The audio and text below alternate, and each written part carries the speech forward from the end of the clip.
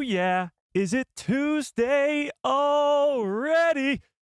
Finally, we're back. The weekend is over, and we got a ton of stuff to talk about. Simon Kinberg's new trilogy just got a huge update, and Ewan McGregor and Hayden Christensen were at yet another convention this weekend talking about a possible Kenobi Season 2 yet again.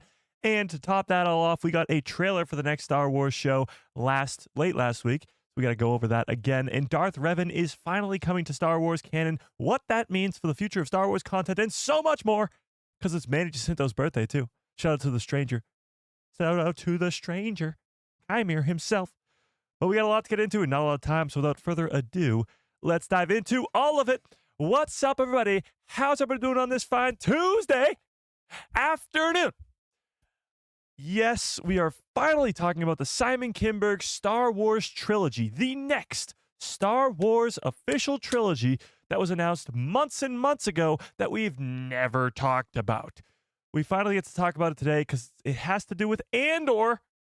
He's talking about Andor and The Empire Strikes Back, but we'll get to that in just a second. We got to talk about Rebuild the Galaxy, which is the next Star Wars show, which the trailer just dropped a couple days ago, and the Mandalorian and Grogu movie could be getting a trailer next weekend, as new reports have come out saying that we are going to be getting a Mandalorian and Grogu trailer. Whether it's released publicly or not, well, that's still up in the air, but we got to talk about that too. So let's start the stream off right. I know we didn't stream on Saturday, but let's start the stream off right, chat, by saying hi to everybody in the chat. Shall we? How's everybody's weekend? How was everybody's weekend, chat? Brandon Baker, what is up? Jessica, how we doing? Ron in the house. Mando United, what is up? WUV Grad in the building. Rachel, what is up? Greg, how we doing? 50 Thunder, what is up? Holly, how we doing? ZZZO, what is up? John Groom, how we doing? Mike in the house, great name, by the way. I heard it's a good one. Trent, what is up? Matt, how we doing? Darth Plagueis lives in the house. Mando United, what is up? That Dave that loves Star Wars, nice name. Starship 66, how we doing? Tafari Tano, what is up? Okay, if I missed you, you know the deal. Just yell at me in the chat. Let's give everybody a nice little Hello there. General Kenobi. Okay, so nobody guessed the shirt today because I haven't worn this shirt in a long, long time. We're talking a little Andor today. We're talking Simon Kinberg trilogy today. So I was like, TIE Fighter. Why not? Cassian Andor drove one. Why can't I wear one on my shirt? So nobody guessed that today. But has anybody caught the Easter egg? I don't know. I'll have to keep an eye out.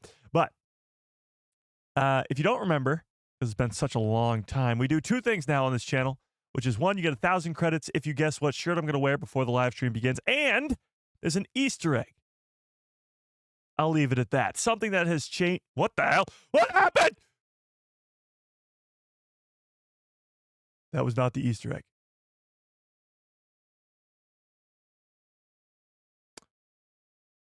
Okay. Hey, Mike, I made the volleyball team. Let's go. Congratulations.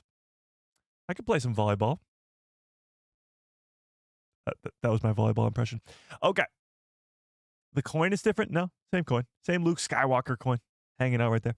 But let's talk about all this craziness that happened over the weekend. Ewan McGregor, Hayden Christensen talking Kenobi Season 2 at yet another fan expo in Chicago this time. And Rebuild the Galaxy. The next Star Wars project finally got its trailer, which is fan-freaking-tastic. Christian Porter, what's up? Haven't seen you in a while. How are we doing, Christian? But let's talk about all of it. So I think we should start. Let's start. Mike is deliberately not wearing his Grogu shirt.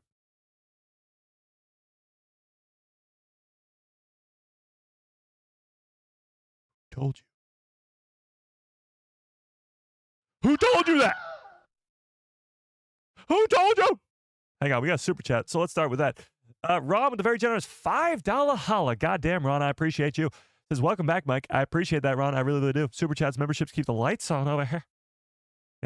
Oh, and we also hit 180,000 subscribers late last week, so I appreciate it. You guys all messaged me individually or on the Discord or whatever it was, so I appreciate that quite a bit. It really made my weekend a whole lot better, even though my weekend was already awesome. But it was a whole lot better because you guys were all congratulating me, and it was great. 180,000 is insane We are getting very, very close to 200,000. And then after that, 2 billion. You know, that's how math works.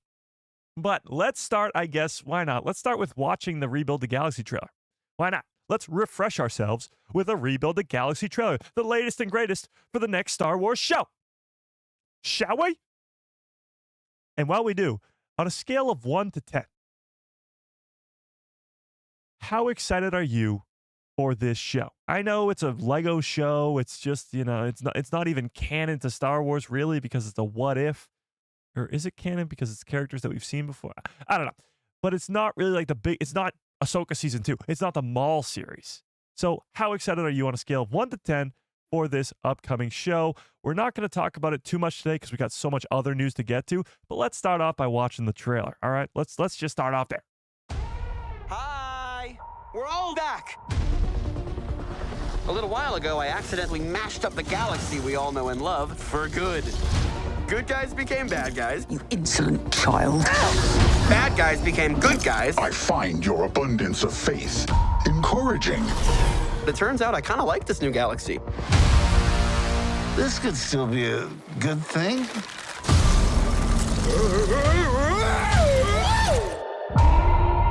My name is Solitus. I've spent countless eons gathering power to unmake this galaxy once and for all. Stop breathing so loudly, Vader. You'll blow our cover. We have to defeat Solitus before the rift goes critical. If Dev and I join together, Wow. maybe we could beat him. We can't trust a Sith. Sith treachery is legendary. Legendary! Can we just get to the fighting already? My two favorite Jedi. I'm here as well. You ready to strap in? 1 second, I'm almost done checking. We found a baby Yoda. The baby's name is Grogu, baby. All of us need to fight for the future. That's a giant Chewbacca. You really want a piece of this? This isn't how it was you still do supposed to be. In the old stories, the good guys always find a way. Congratulations, you're being destroyed. Who's ready to go on a hyperspace joyride?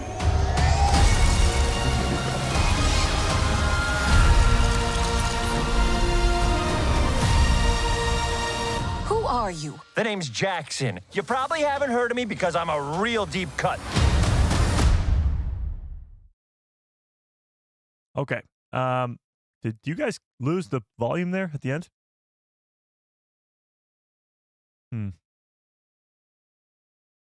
Oh, chat. Did that fix it? Hello, chat? Can you hear me now, chat? Hang on. Hi.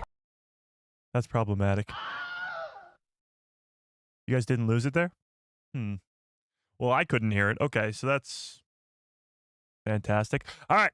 Well, there's that. So that trailer, I lost it like in the last 30 seconds. I don't know what that was about. Okay, fine. As long as you guys can hear me, that's perfectly fine. I just couldn't hear the volume of the trailer. I don't know what happened. But whatever. Technical issues, you know. That's what happens when you take the weekend off. I don't know what to do. But either way, that trailer did get me a little bit more excited for Season 2 of this Rebuild the Galaxy show. There's nothing too crazy going on except for Cal Kestis being on the poster. And Darth Revan, of course, being there too. But the coolest part of all this is that we get more Star Wars content this year. It's been a very dry spell since Andor ended all the way back in May. It's now August. So we are getting more Star Wars content this year. Rebuild the Galaxy Season 2 and Visions Volume 3. And as you guys know, I'm not the biggest Visions fan. I still like watching that stuff. It's still a lot of what-if Star Wars things. I loved the Ronin episode, and we're getting an extension of that in Season 3. So I'm very excited for the volume of Visions, even though it's not my favorite thing. So we still do have a lot of Star Wars content for the remainder of this year. And then in 2026, it just gets, like, insane because we got Maul, Mando, and Ahsoka Season 2, so that's absolutely wild. So, with that being said, I do see somebody got the Easter egg in the chat. Was it WV Grad again? Oh my god, I think you're 3 for 3 lately. Yes, Chopper's arm is out. I didn't think you'd notice that quickly, but you guys are clearly on top of everything. Okay. Wait, I got married this weekend? No, I went to a wedding this weekend. I did not get married this weekend. I went to a wedding. No offense to you guys, but I wouldn't be here if I got married this weekend. It's clipping? What, Chad? It's good on my end. Okay.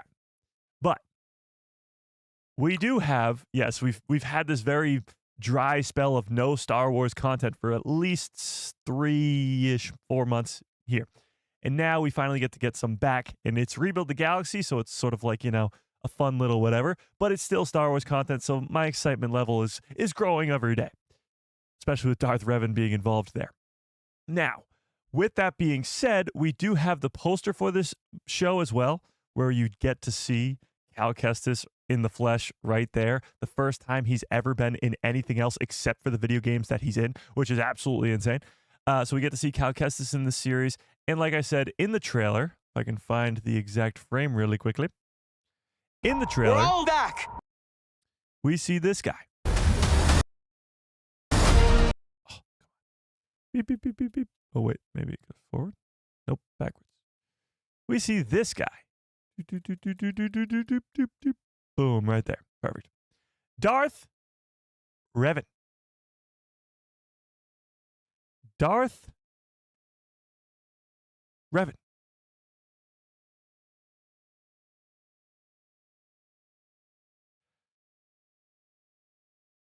What do you think's going on here? First things first.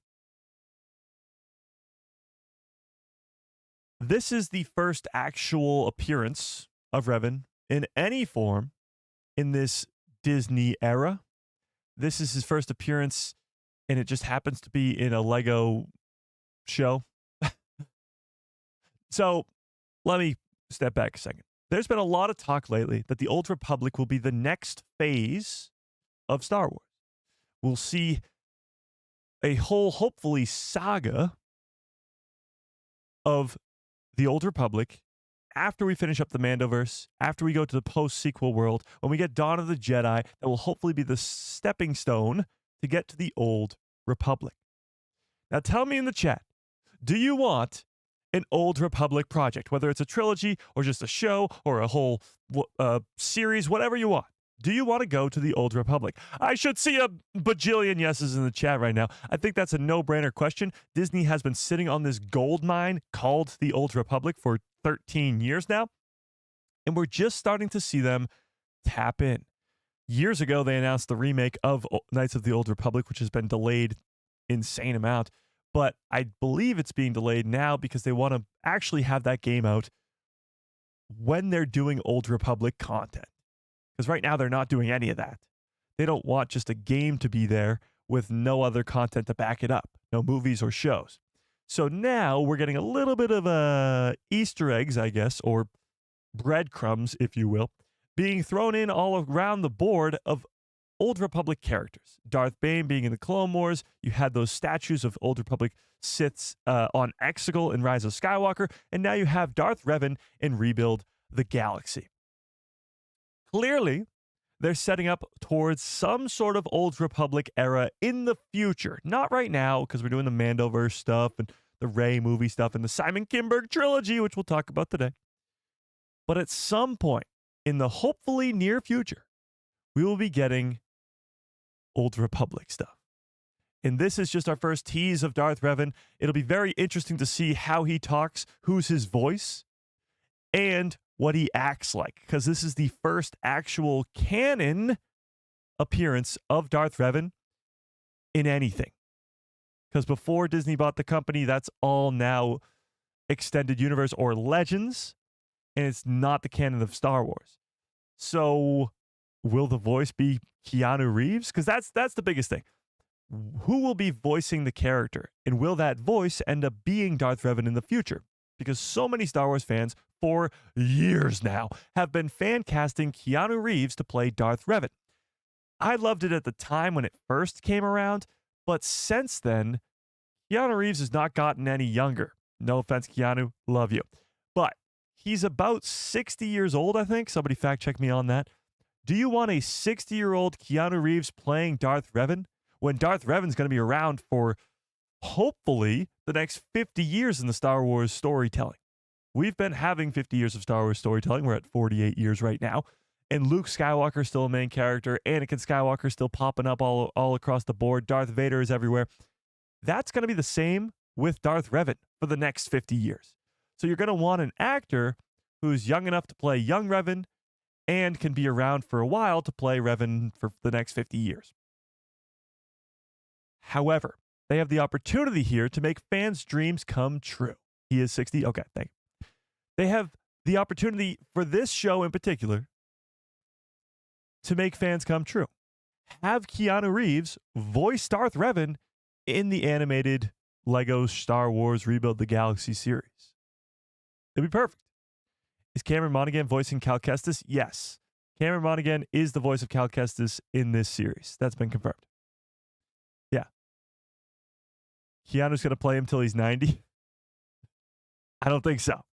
I don't think so.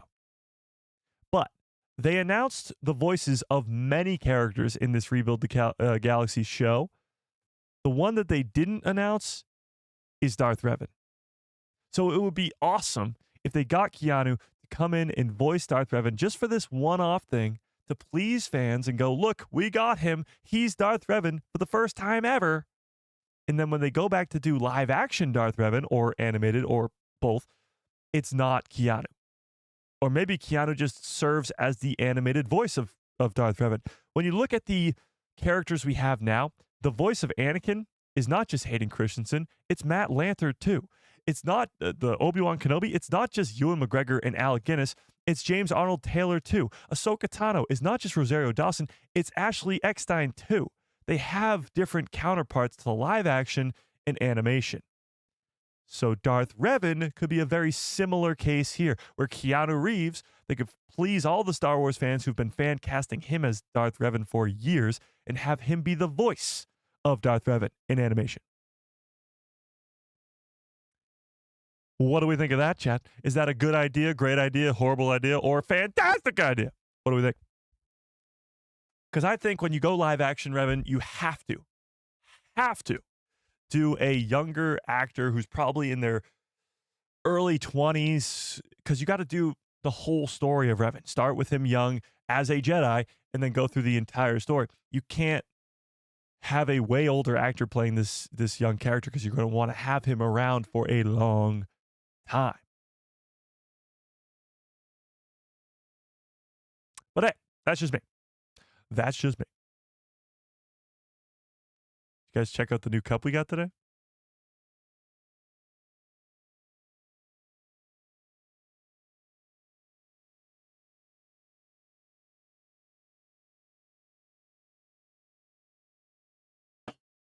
Okay. So Darth Revan. Very, very cool. He will be his first appearance in Rebuild the Galaxy. And who will voice him? Hopefully Keanu Reeves. That's awesome. Rebuild the Galaxy is going to be cool. Comes out September 19th. So actually a month from today, right? Today's the 19th? Is today the 19th, John? Today, I think, the 19th, maybe. Is it the 19th, John? Yeah, okay. Soft merch launch. Just a tease. Just a tease. I told you by the end of the year, Chet. I told you by the end of the year. But, so a month from today is the Rebuild the Galaxy premiere. All 4 episodes on the same day on September 19th. Cool. Cool. Darth Revan, Cal Kestis, Lego form, getting this whole cool what-if version of Star Wars. Got it. Great. Now, we got to talk about a whole lot of other stuff today. So I wanted to get the Rebuild the Galaxy stuff out of the way first. All right? This is where the fun begins. It's really frustrating that I can't hear that. I don't know. Okay. Whatever. I don't know why it's not letting me hear anything. How would I even fix that? I don't know, chat. Oh, I don't even hear the That's going to be annoying. Okay. We got a super chat. Hang on. Darth Plagueis lives with a very generous $5 holla. I appreciate that quite a bit. Says, how was the wedding? Well, first of all, the wedding was awesome. We did have to drive like 11 hours there and back, but it was so worth it because it was just a blast. And we went all weekend, so it was definitely worth it. But yeah, I mean, it was so fun. It was so fun. I actually, never mind. Never mind, chat. Also, Revan needs to get his own show. Well, yes, but much like Anakin is the main character of the Skywalker saga, he's the main character of 2 trilogies as Darth Vader and Anakin. I think Revan will have that similar role. He'll be the main guy of an entire saga, not just a show. And honestly, I hope they go with a trilogy or trilogies for the main story of the Old Republic. I don't want it to just be a show. Because Star Wars shows, as great as they are, because you have like the Mandalorian, and there's great Star Wars shows out there. You need movies. Star Wars was always meant to be in movie form, and the main story of Star Wars, I guess, should be on the big screen. Yes, you can do spin-off series to dive deeper into these characters and tell more story because you have more time on TV, but the main story should still be movies. Yeah. But Revan being in Rebuild the Galaxy is just going to be the beginning. Yeah. Yeah. Okay. Where was the wedding? It was in Virginia. Very far away.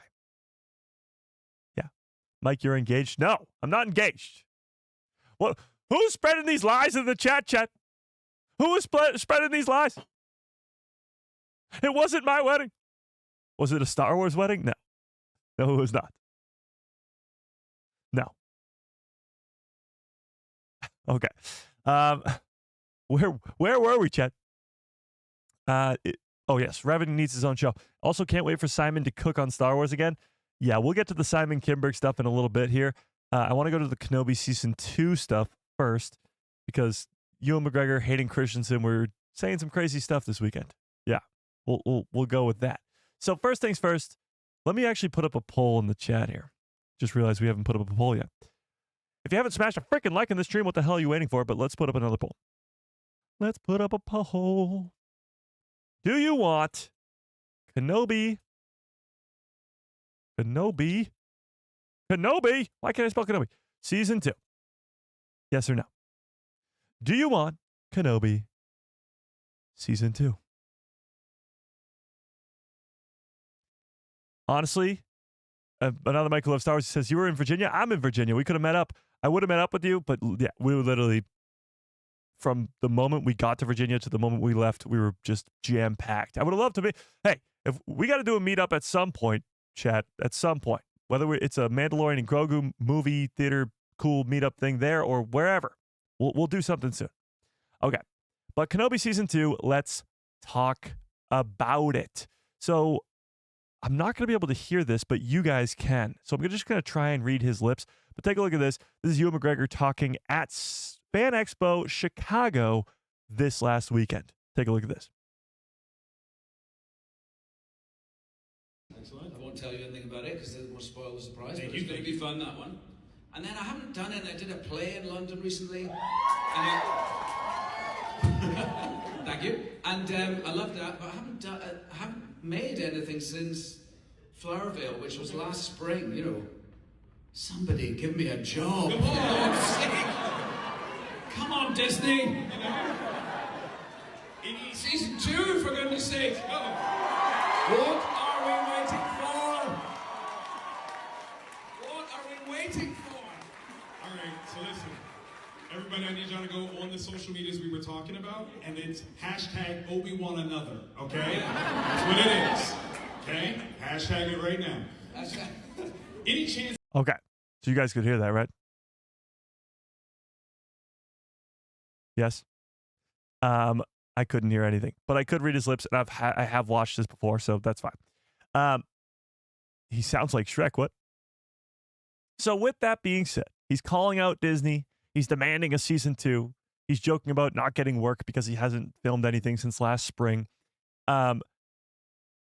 Honestly, with an actor of this caliber, a Ewan McGregor caliber actor in Hollywood calling for a second season of this,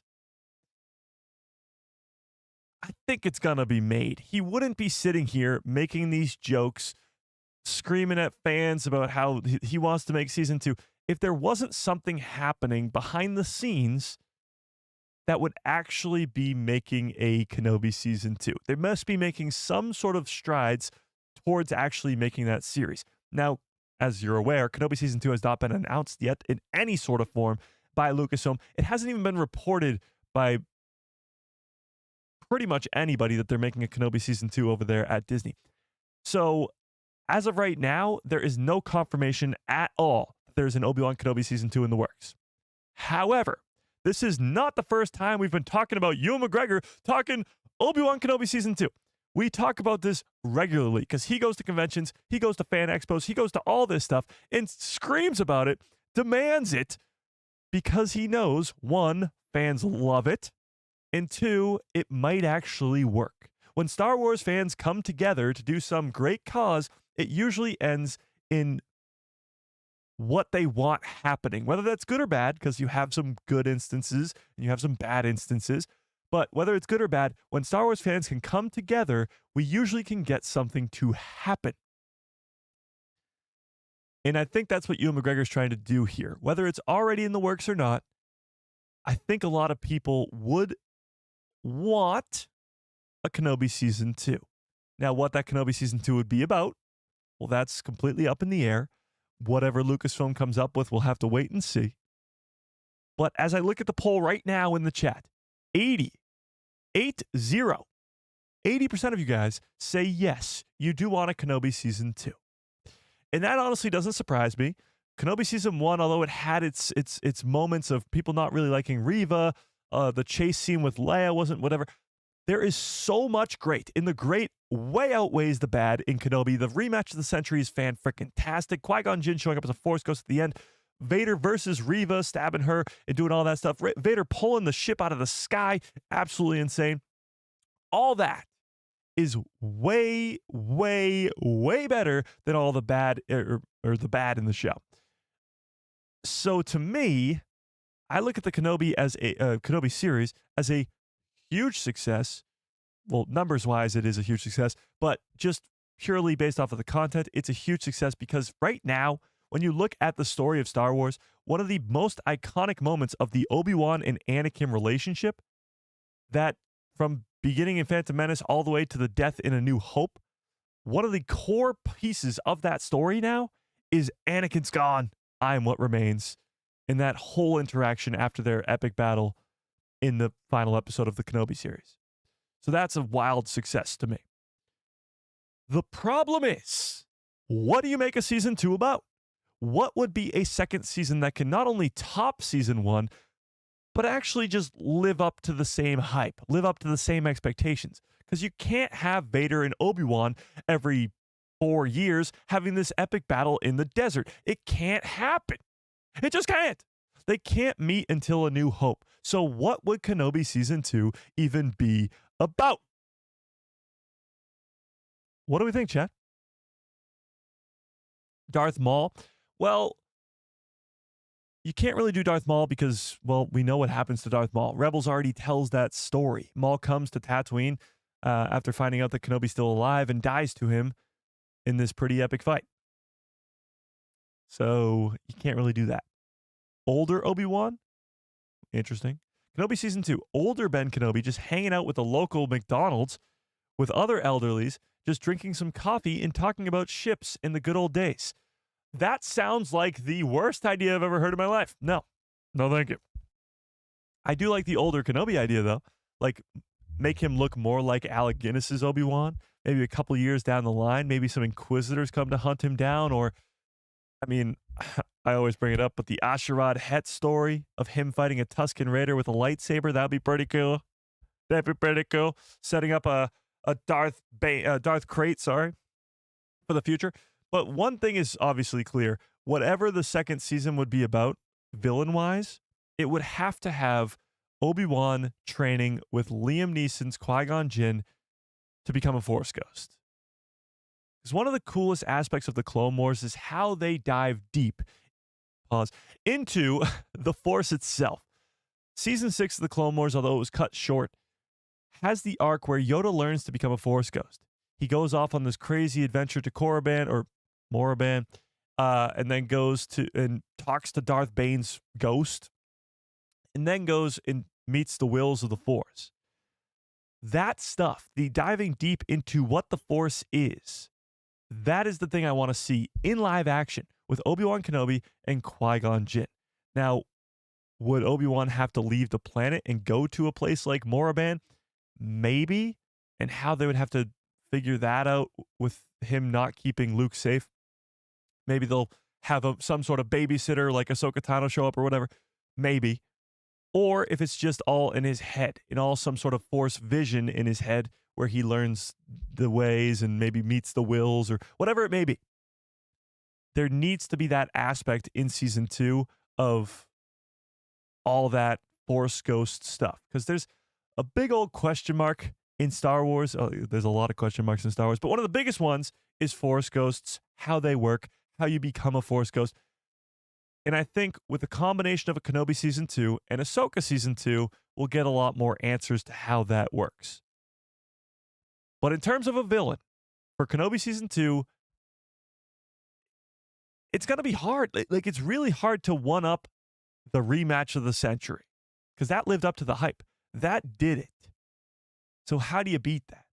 To the 81% of you in the chat right now that are saying, yes, Kenobi season 2 all the way, what do we do? Who's the villain? What's the plot? As much as we want a Kenobi season 2, is it actually something we should get?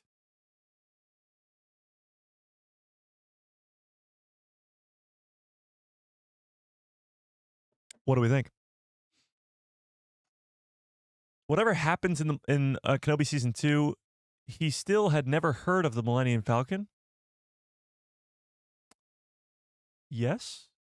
I mean, in A New Hope, he doesn't. Is that what you mean? Yes. I say we need a Tales of the Wills that would go crazy.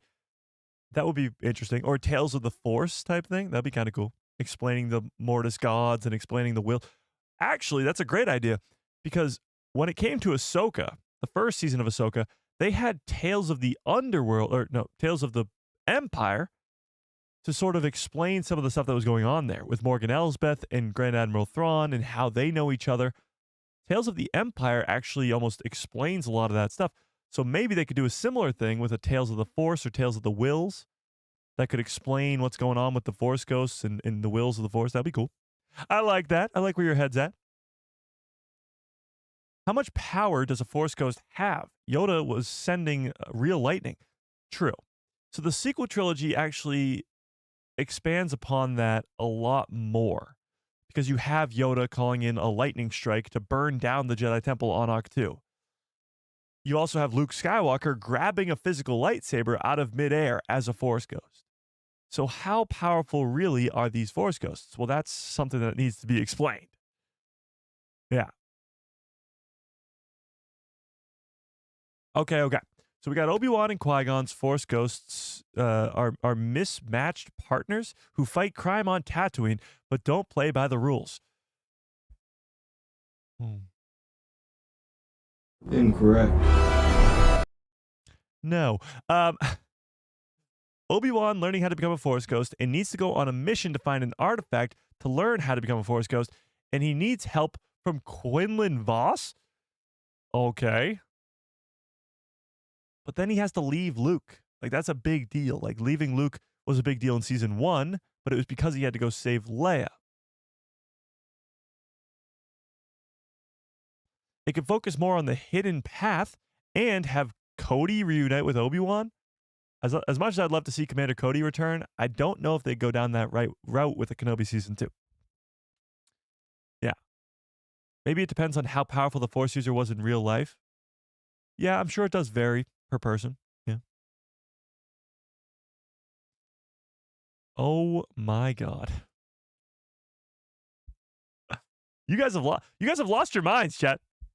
Oh. I got a bad feeling about this. Can we do a hidden path story? That would mean that he would know about other Order 66 survivors. Yeah, I don't think Obi-Wan really knows much about other people who do that. And that would have to mean that the hidden path also goes to Tatooine, which would kind of make the Empire come a little too close to home.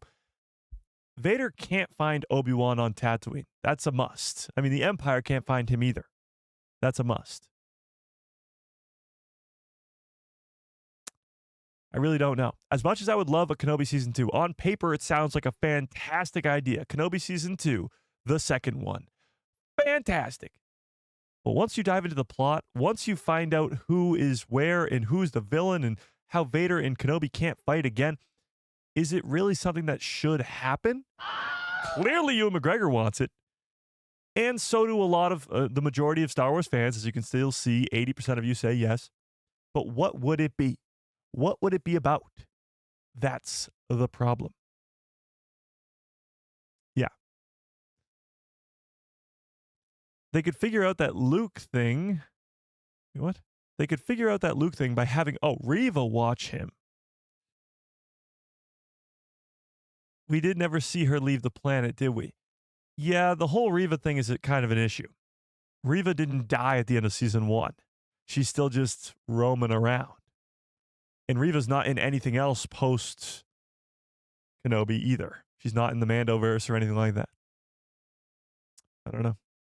Obi-Wan develops a drinking problem and has to join an AA type group, and it's all about the group members' stories. No. Obi-Wan Kenobi Season 2. The mission that caused Ben to gain 50 years of age. Or 20 years of age, sorry. No. This is why we're all here and not working for Lucasfilm. Exactly. Exactly. Yes. Yes. Precisely. Drunken Master Obi-Wan sounds like an awesome story. It depends on who's writing Kenobi Season 2. The first season was very poor with no purpose. Star Wars needs better talent at making these properties. Well, again, I still say that because Kenobi was written originally as a movie and stretched out to be a show, that's sort of where the issues came from.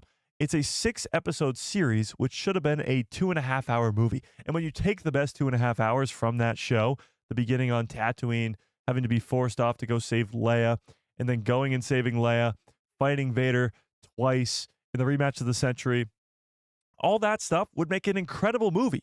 But it got stretched out, and then some things got lost, and there's bits and pieces that are just too long or not really purposeful or anything like that.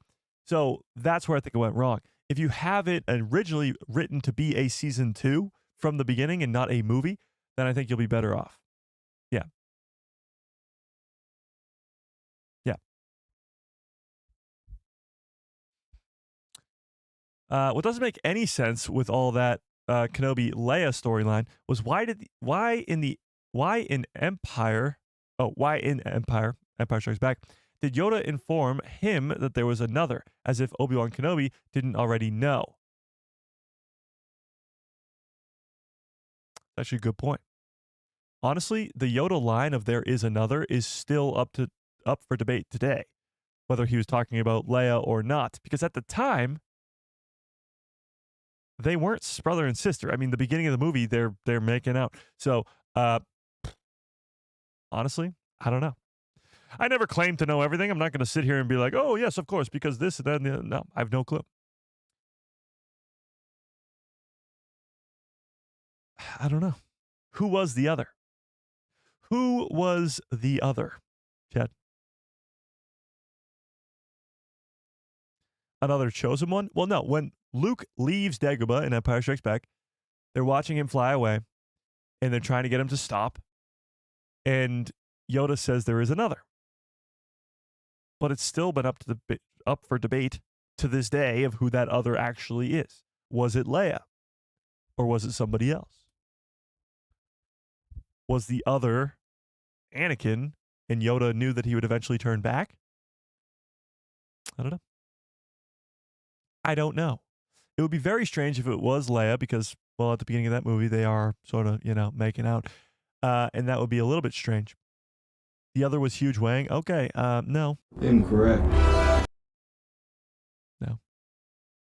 The other is his sister Leia. Leia doesn't ever go down that route.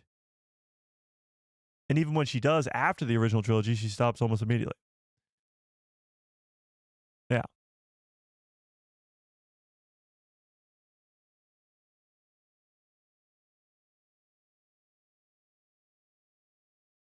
Obi-Wan did confirm that it was Leia straight after Yoda died and appeared to him on Dagobah. Kind of. Well, he explains to him that it's his sister.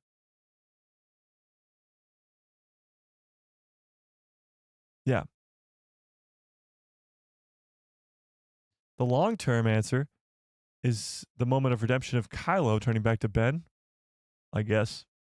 Yeah. Leia should have had more to do in those movies / shows, in my opinion. I agree. I think in the original trilogy, Leia, of course, is the leader of the rebellion and stuff. I would have loved to see her become a Jedi. It's much like the character of Finn. Leia, to me, is much like Finn in the sequel trilogy. Both characters almost set up to have this big Jedi arc, future Force wielder type thing. But in their respective trilogies, neither of them do that. Neither of them wield the Force. Neither of them wield, I guess Finn wields a lightsaber, but neither of them actually get to show off their true purpose. So we actually get to see in the sequel trilogy that Leia does wield the Force and wield the lightsaber a little bit. So we get to see that. So hopefully we get to see the same with Finn in the future, but they have very similar, storylines. Yeah. Yeah. Okay. So Kenobi Season 2, you guys tell me in the chat, yes or no, and what it will be about, because we got to move on to this Simon Kinberg stuff. This has got me so unbelievably excited because it's the next Star Wars trilogy, first of all. But Simon Kimberg as the guy in charge has got me ridiculously excited. And what he has just said, oh my God. Let's get into this, okay? This is where the fun begins. So. Oh, wait. I got to leave you guys on a cliffhanger there because I didn't finish up what happened with Ewan McGregor and Hayden Christensen. So that hype stuff, that insane hype that we have, just keep that in the back of your head because I just teased you guys like, I'm sorry. We can't. I take it back. Take this back. Take it back, chat. This is where the fun begins. We got more Ewan and Hayden stuff. I'm a little rusty, okay? I wasn't home all weekend. All right. This is coming from Entertainment Weekly. Obi-Wan versus Darth Vader rematch. Ewan McGregor and Hayden Christensen reunite for a lightsaber duel. So this happened this weekend.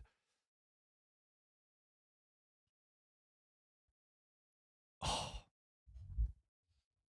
Look at that. Would you look at that? Okay. You thought their epic stories had finally reached its tragic conclusion, but Obi-Wan Kenobi and Anakin Skywalker / Darth Vader clearly still have some fight left in them. Prequel star Ewan McGregor, Obi-Wan Kenobi, and Hayden Christensen, Vader, appeared at 2025's edition of Fan Expo Chicago on Sunday, where they participated in a panel reflecting on their legacies within the Star Wars universe. As the pair were on their way out, Entertainment Weekly captured these stars engaging in an impromptu lightsaber duel. Do they have a video of it? No. Okay, never mind. Well, I do have some more pictures of it there, so this is pretty cool. So at Fan Expo this weekend, people in attendance, and there's some video of it too, got to see this.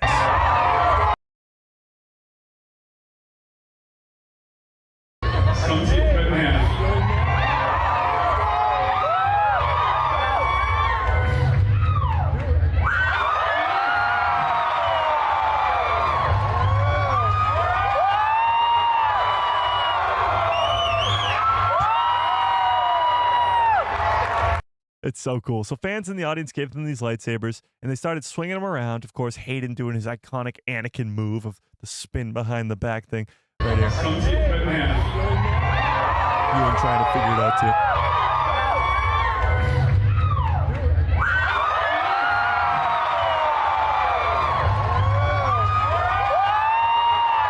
And then they strike a pose.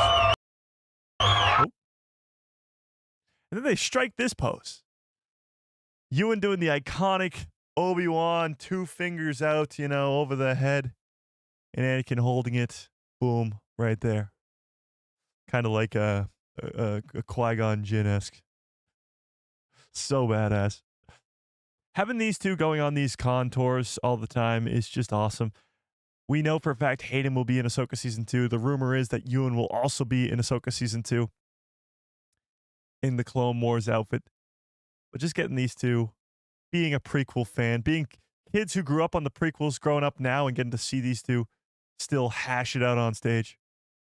It's awesome. It's awesome.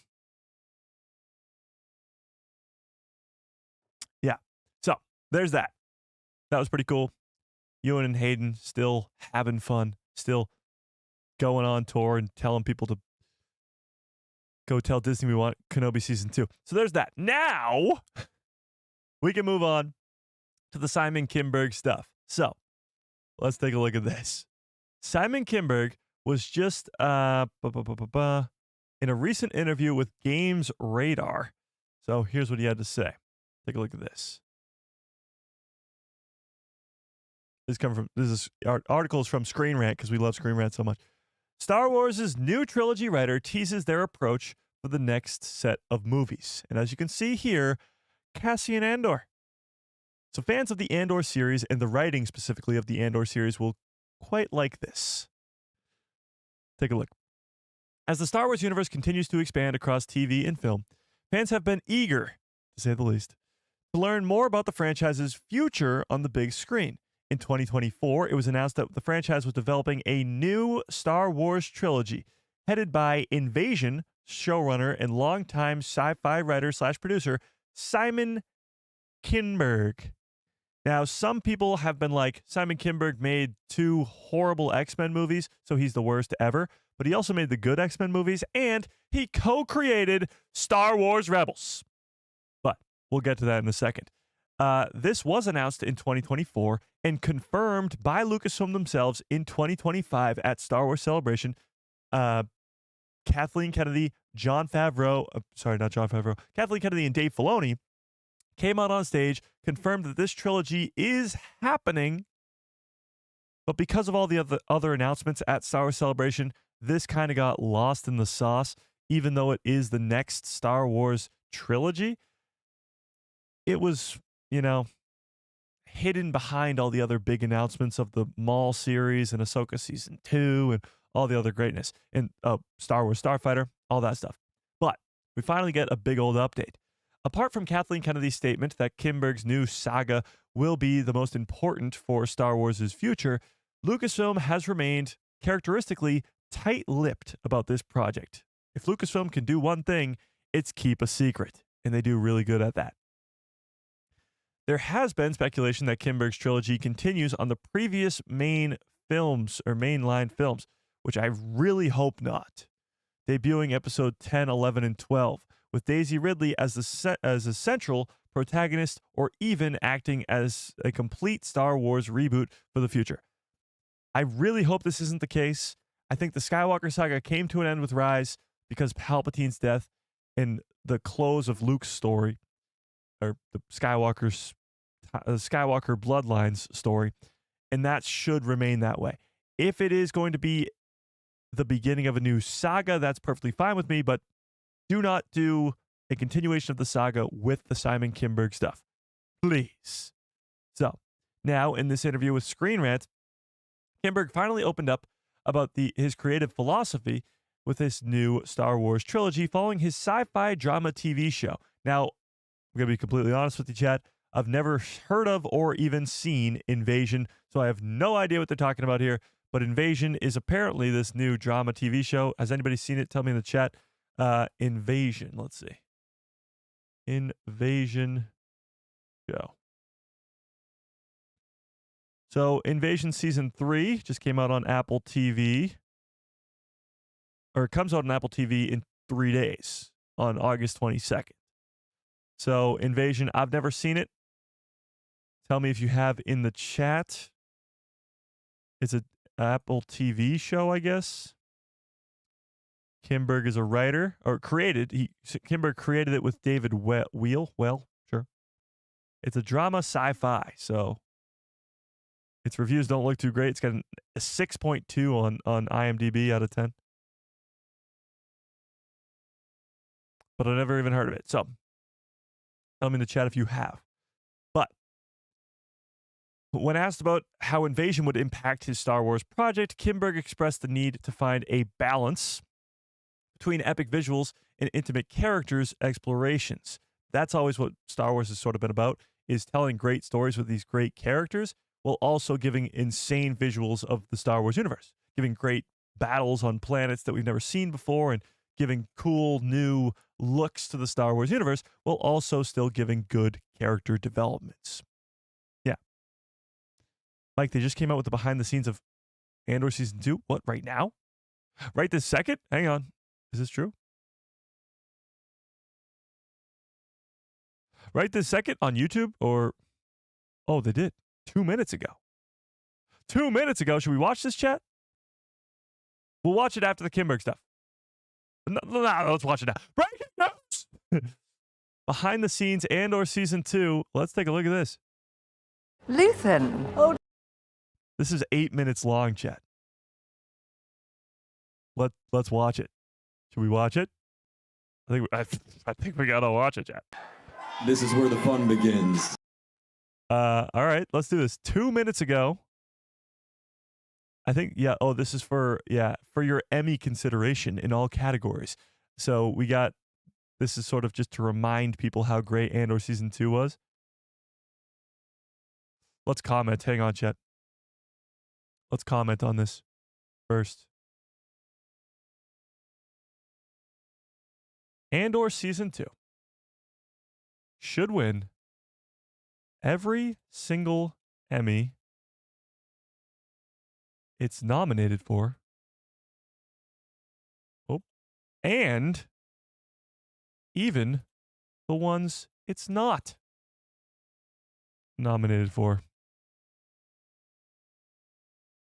Because it's that good. Period, end of sentence, comment, boom. Okay, let's take a look at this. It's 8 minutes long, but we're going to watch the whole thing. Luthen. Oh dear, you son of a bitch. I can't hear this, chat. I can't hear what's going to happen. What is with this? I'm going to try something, chat, okay? Hang on one sec.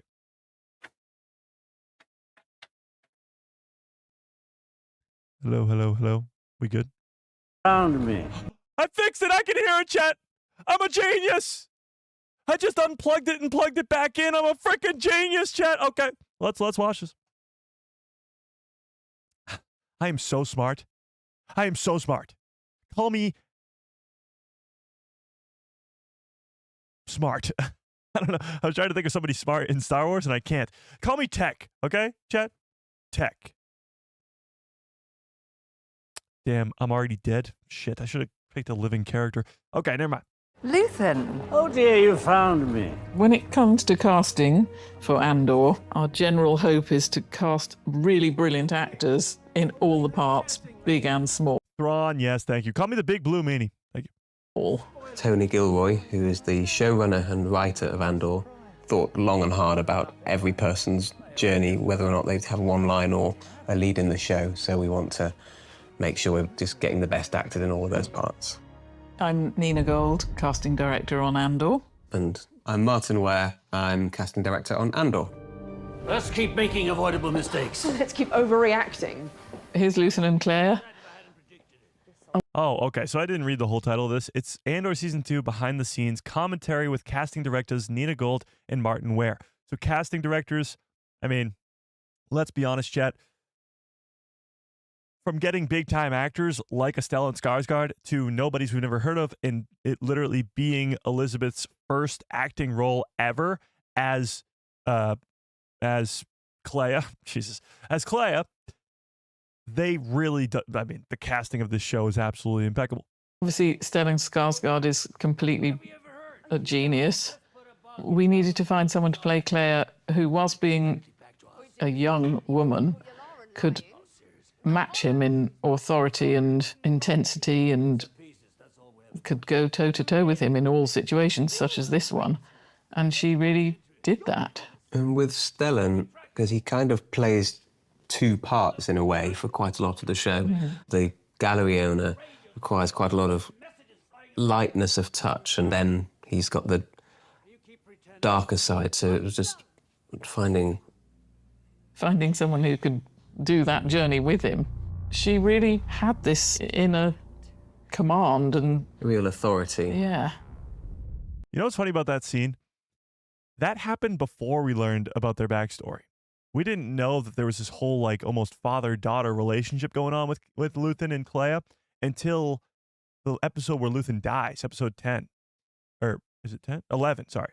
Is it 11? No, 10. I was right. Episode 10. So we don't learn about that until after. That fight, that episode, that great scene with them fighting in the back actually has so much more to it now that you know their backstory. So honestly, watching back Andor Season 2 will give you so much more, like, you know so much more about these characters and where they end up, and it means so much more.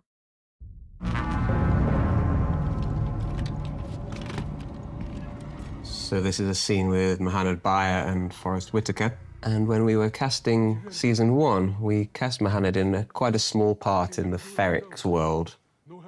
And we thought he was brilliant. He had one or two lines and some nice reaction shots. But we thought that might be it for him. And then when Tony Gilroy told us that he had big plans for him in season 2, and then we finally saw the scripts, we were so delighted that... I mean, Wilmon, I didn't even know his name in season 1. Didn't even know his name.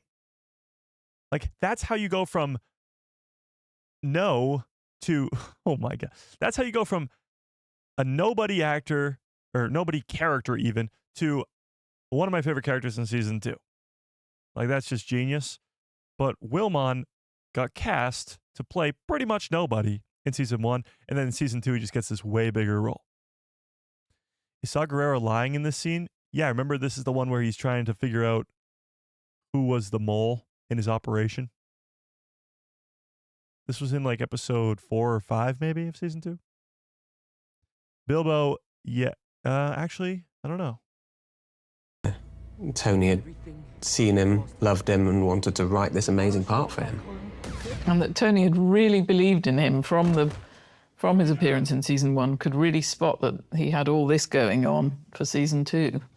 During the casting of season 1, we met, well, we didn't meet, we had self-tapes from a lot of really young, new actors. And he really rose to the top of that. And obviously, Forrest Whitaker is the great Forrest Whitaker. We were so happy he'd come and play for a few days, and he's amazing. Can you imagine how great it would be for Mohammed Bayer to find himself acting opposite Forrest Whitaker, aged 18? Just be amazing. He was 18, but honestly, if I could have any issues with Andor Season 2, which it's very hard to do. How do you find out your credits? You have to put exclamation point credits in the chat, I believe. But if I only had one complaint with Andor Season 2, it's not enough Saw Gerrera. Because I wanted to see way more after, especially that 5th episode, and we got no more, which was devastating. Get out. Close it. This is Cyril and Dedra on Gorman, and Cyril has finally realised that things haven't been quite what he thought there. Dedra's the evil mastermind. And these two actors, Denise Gough and Kyle Soller, are just fantastic, brilliant, top of their game actors. We'd seen them in all of this incredible stage work that they've been doing for, a lot of years in the UK. And this was a real amazing showcase for their brilliance on screen. In this scene, both of their characters have really gone through a really big journey to go from where they started as she was very impenetrable, authoritarian boss, and he was somewhat at a loss and didn't really know what was going on. Moved in with his mum and had a deadbeat job. And then in season 2, Dedra's character, we see her in a domestic setting, we see her at home, we see her dealing with Cyril's mum, and it will start to unravel in quite a big way. and loving Cyril in her own very strange, peculiar way. And I guess the scales fall from his eyes eventually, don't they? Again, two actors, actor and actress, I'd never seen before in anything, literally anything, and the casting is unbelievable.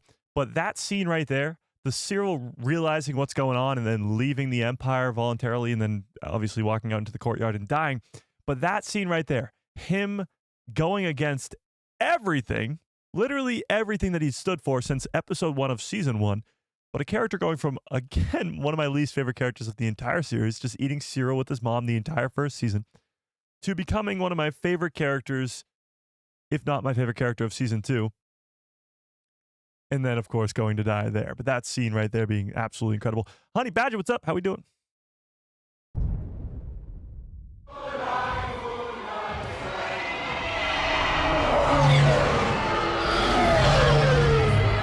So this is the beginning of the Gorman massacre, which is the climax of the Gorman story that runs throughout most of season 2. And it's really an immense set piece, isn't it? With a lot of people. Yeah, there's something like 350 in the crowd and nearly 50 stunt people, and then the actors as well. So there's about 400 people there on set, which is a big day. Yeah, so part of the challenge of casting the whole story is that there are distinct worlds and planets, and we have to find a way to differentiate them and give them a different vibe. All the actors learnt a fictional language that quite a lot of their scenes are in. When they're speaking to each other, they're speaking Gorman to each other. And then when they're speaking to outsiders, they're all speaking English with the same accent. This cafe used to be full of designers. And when we cast these actors, we worked with a brilliant French casting director called Mathilde Snodgrass, who introduced us to some brilliant French actors and really helped us explore who was out there and who would be up for coming and playing lots of complicated, interesting scenes in a totally fictional language. And they were all up for it. It sounds really ridiculous when you say it now. It's crazy that they do it in mostly like Lord of the Rings and stuff. Well, Star Wars has made languages before, obviously. You have Hutties, you have all these different characters who speak different languages. But for this specific, just entire planet, they made a full language very much based off of the French language because they cast a bunch of French actors and actresses. But they make a full-on language that all these people have to pretty much become fluent in on this planet of Gorman. Like, that's insane when you talk about attention to detail. At the time, Did anybody have a theory that the sniper on Gorman was Miggs Mayfield? No, I've never heard that theory, actually, but that's a pretty wild one. The coolest part about that is they shoot the Empire first. Like, the Empire shoots themselves to start the whole uprising, which is, come on. Come on! You almost forget how great and genius Andor Season 2 was until you watch something like this. Seemed like a really good idea. It seemed to be a way of giving them their own distinct identity. For the crowd scenes in this Gorman massacre, it was really important to have real people there rather than CGI crowds. It just makes the atmosphere more authentic and tangible, and the feeling of a load of people panicking and trying to get the hell out of there was really happening. And knowing and seeing that it's all there happening for real helps you consider crowds and riots and this kind of event in other world contexts. Well, they bring up a great point is physical sets versus all the CGI and stuff with AI running rampant now. You have this stuff where Andor used a lot of physical sets, and that, to fans, makes them enjoy it even more. Gorman was created. The entire courtyard there was created physically, so they didn't have to CGI all the backgrounds and stuff. Well, they did still CGI the buildings in the background, but all the people were actually there. All the sets were actually there, and that comes across the screen so much better. You've seen stuff like this happen all across Star Wars lately. Even when they use the volume, they're using the volume to just have the background there to make the actors' performances better, but also they have the main sets. They call in the 501st Legion to have more stormtroopers on the set for the Mandalorian. Like, they want more physical props so that it looks better. And when you hear that the Mandalorian and Grogu movie created an entire life-size AT-AT for the movie, that gets you excited. Like, the physical set makes people so much more excited.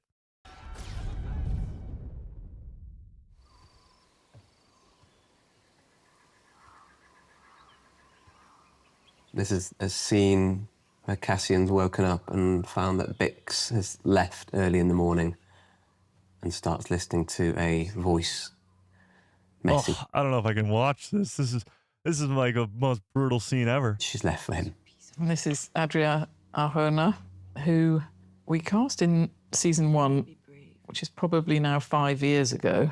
And as soon as she did her first, like, 5 words of her first audition, it suddenly became really obvious that it must be her. She had such incredible mix of the kind of strength and resilience of Bix and the vulnerability and willingness to go through this immense journey that Bix has to go through. She was one of the few people who we were able to get in the room to do a chemistry test with Diego. And again, that just cemented it very clearly that they were really meant to be playing these parts opposite each other. The scripts alone are so detailed and precise about character and intention that it's quite easy for us to start thinking about brilliant actors to bring them to life. But then Tony Gilroy also would love to talk about the briefs and to talk about other thoughts he had on the characters before we headed out there making lists and auditioning actors. Yeah, we had an incredibly collaborative process with Tony and with Zanna Vollenberg, the producer, and it was fascinating because Tony's right. The character is, his interest in character is so detailed and wonderful, and he's very flexible in his thinking, isn't he? When he sees something in an actor that's not necessarily the thing that he'd originally thought, he's quite happy to make some changes in his thought process if it seems the right thing to do. And also the writing is so appealing to actors because it is so interesting and good. Yeah, it is. I think that's all from us for now. Thanks for listening. Wow, that went bad. That was already 8.5 minutes. Okay. Well, first of all, the casting process, shout out to Nina Gold and Martin Ware. Impressive. Round of applause. But it just reminds you how great Andor is. And my comment stands true. Every Emmy nomination, or everything that they're nominated for the Emmys, give them the award. And everyone they're not even nominated for, Andor should just sweep all the Emmys. Don't even have the Emmys. Just give it to Andor. Every single one. It is that good. It's the show of the year by far. It maybe the show of the decade. We'll see. But we got completely sidetracked. Thanks, Rachel. No, I appreciate that. That was awesome and got me. I might go rewatch Andor season 2 now. That might be the rest of my day. There we go. But we do got to get back to the Simon Kinberg stuff. Because speaking of Andor, Simon Kinberg is talking about Andor when he's talking about his upcoming trilogy, and that has got me, specifically, very, very excited. So actually, before we even dive back into this article here, I want to put up a new poll. Freak Zeke, what's up? How we doing? Hello there. Okay. So, by the way, 83% of you say yes, you do want a Kenobi season 2. I agree with you, but we'll see. Are you excited for Simon Kinberg's trilogy? Yes or no? Are you excited for Simon Kinberg's trilogy? All right, let's dive back into this. So, again, don't know what Invasion is. It's a sci-fi drama on Apple TV. Never seen it, but here's what he had to say. Keeping the balance between epic visuals and intimate characters. I will say that I've learned so many things from working on Invasion. Or honed a lot of things working on Invasion. And I think that the thing that I carry with me from Invasion to anything that I do, Star Wars included, will be finding a balance between big, epic science fiction storytelling and real, intimate, dramatic character work, which, as Andor serves, makes it so much better. Somebody mentioned while we were just watching that when the TIE fighter comes overhead on Gorman, it looks so much better. Oh, you guys can't see. Hang on. Boom, done.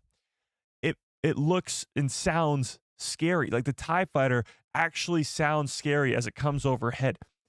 Star Wars is really good at showing scale. The opening scene of the original Star Wars has this huge, it shows a planet and then has this huge Star Destroyer come overhead and gives you immediately the scale of this. This is enormous. This is out in space. These ships are gigantic. It does such a good job of scale. Sometimes when you're doing cool lightsaber duels and blaster fires and all this stuff, you lose the fact that just a single TIE fighter can be so scary because it's the Empire. It's got this crazy screaming sound as it whooshes by. But Andor captures that so perfectly because these are ground level characters. They're just people with blasters. They don't have the Force. They don't have lightsabers. They're not the mystical beings. They're just people. And it makes the Empire look more scary, but shows the fact that even just a single TIE fighter can be scary. That's the very intimate character work, the low ground level stuff of Star Wars that makes it that much better. Because yes, there's these big space battles and all this cool stuff with lightsabers and the Force, but you got to still make it feel that intimate connection between characters like Bix saying goodbye to Cassian and all that emotional stuff that happens on Gorman, where if anybody can help us, and everybody dying side by side. That's the emotional connection that we have to Star Wars, and Andor just captures it really, really well. But Simon Kinberg saying stuff like this gets me so excited, but let's keep going. Kimberg states that he definitely can't give an update on the trilogy's progression as story specifics remain under wraps, claiming that this is a top secret as top secret stuff gets. So Lucasfilm always keeps their secrets, but for a new trilogy for Star Wars, they're definitely going to keep their secrets. However, Kimberg reveals his favorite Star Wars movie and TV series, The Empire Strikes Back and Andor, and teases how they will influence his upcoming trilogy. Take a listen to this. As he says, "My favorite Star Wars movie is Empire Strikes Back, and it's because of the balance between the epic and the intimate is so strong that they're such personal stories.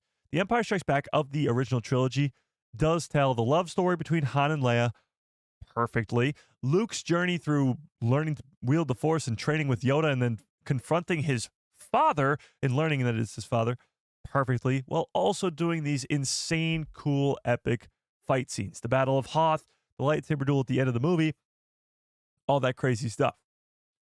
The stakes are really personal, and yet, obviously, there's all kinds of great science fiction stuff. I think Andor did an extraordinary job of that as well. It was such an emotional, intense, personal show that also had, obviously, massive stakes to it, and politics and all that stuff. So this right here, this in mind, taking off the backs of one of the greatest Star Wars movies of all time, The Empire Strikes Back, and one of the greatest Star Wars shows of all time, Andor, taking those two projects specifically as Simon Kinberg, the co-creator of Star Wars Rebels, goes off to make his own trilogy in Star Wars, has me ridiculously excited. But what does this mean for Star Wars? Take a look at this. Well, Kinberg doesn't confirm a specific timeline, characters, or plot. His comments provide a strong sense of what the tone of the next Star Wars trilogy might have. Instead of leaning purely into the spectacle or mythology, Kinberg is clearly focused on crafting stories that are first and foremost character-driven, echoing the direction Disney has seen success with on streaming. So it's been reported that this trilogy will be a post-sequel story. The Empire's gone, the First Order's gone, most of the Jedi are gone. Rey will be making her new Jedi Order, but Force users, for the most part, are non-existent. Starfighter will kick us off into more of a ground-level story, I think. And Simon Kinberg's trilogy might continue that. What the galaxy looks like. On a political standpoint, like the Republic's gone, the New Republic's gone, the First Order's gone. What's happening there? And also at a ground-level basis, like who's in charge? What's happening across the galaxy? That Andor level, I guess, Empire Strikes Back feeling will be this Simon Kinberg trilogy. The Invasion showrunner, Simon Kinberg's, favoring The Empire Strikes Back, suggests that there will be some kind of return to classic storytelling of the original trilogy. As much as people love the prequels, like myself, it is vastly different from the original trilogy. I mean, insanely different. even the sequel trilogy, although it has many of the same characters, is vastly different than the original trilogy. So going back to the original, is what we're going to see. Yeah. But, which has long served as an emotional backbone to the Skywalker saga. Yet Kimberg's admiration for the Andor is equally exciting, as it could indicate that the trilogy will follow a similar politically and emotionally charged premise.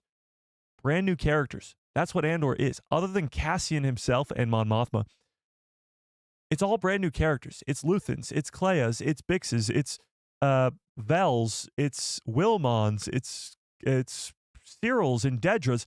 It's all brand new characters. And that's what we're going to be getting from Simon Kinberg's trilogy too. So this is Screen Rant's take on the trilogy, and then we'll talk about it. But although details remain predictably scarce, Simon Kinberg's approach to the next Star Wars trilogy sounds like a step in the right direction. After the divisiveness of the Star Wars sequel trilogy, many fans have been yearning for the minds. They yearn for Star Wars to return to its core. And with Kimberg citing The Empire Strikes Back as his favorite film, we might just see that. However, Kimberg calling Andor emotional, intense, personal also suggests another reinvigorating story could be on the horizon, as he may lean into more grounded reality seen in the Star Wars show. This could be a valuable new addition to the franchise, and I'm excited to see what Simon Kinberg does, especially considering his sci-fi experience with Marvel and The Martian. Did he make The Martian? That would be crazy. I did not know that. But we're talking about the guy who, yes, does the X-Men, which has its big good movies like Days of Future Past, First Class, and I guess the earlier X-Men. And then it's Misses, which is Dark Phoenix, and Apocalypse has its moments, but it's not what it should be. It's not the Apocalypse that we deserve. But he is responsible for writing both, or partially, he wasn't the only writer on it, but still, creating both good and bad X-Men movies. He's still the co-creator of Star Wars Rebels. Personally, my favorite Star Wars show of all time. 4 seasons, all bangers, incredible storytelling, developing brand new characters. Ezra, Kanan, Hera, Zeb, Sabine, Chopper, all brand new characters, all done unbelievably well in Star Wars Rebels. So his Star Wars experience is pretty damn good. And now he's saying how much he loves Andor and how much he loves Empire, and how that is persuading him into making this trilogy. Ground level, emotional, still very sci-fi with the epic cool battles, but very personal to the character developments. That sounds awesome to me. Now, we don't know plot, we don't know character names, we don't know anything of that sort, but we know that it's going to be awesome. Or at least I hope so. So tell me in the chat, on a scale of 1 to 10, how excited are you for Simon Kinberg's trilogy? Although we know very little about it, although it's not the next project on the horizon, or even the next movie on the horizon, it's still the next trilogy for Star Wars. And that's what's got me excited. But tell me on a scale of 1 to 10, how excited are you for Simon Kinberg's trilogy? I say it might not be the first trilogy, because the Mandalorian and Grogu movie, the most recent report that we have from that is that if it's a success, it will be the beginning of a new trilogy. So it could be the next trilogy after that, but we'll see. We'll see. Yeah.